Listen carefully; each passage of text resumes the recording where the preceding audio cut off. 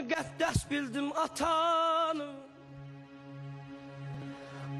oğlum mən müqəddəs bildim atanı.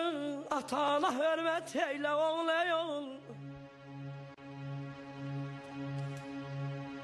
Atan adı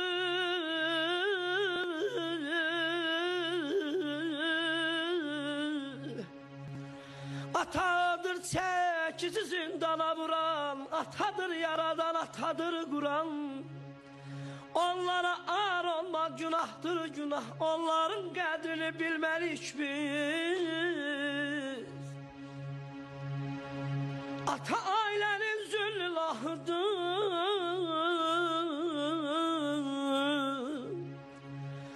ata ailənin züllahıdır.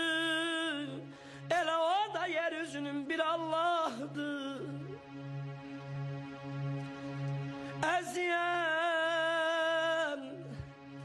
Əziyem ata yeri, görməyəsiz xəta yeri. 100.000 təbib lağman gələr, 100.000 təbib lağman gələr, heç verməz ata yeri, ana yeri. Əziyem o dağlar verib baş-başa dağlayan.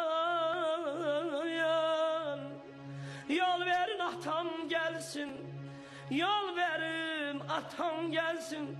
Dönməyəsiz daşa dağlar aman.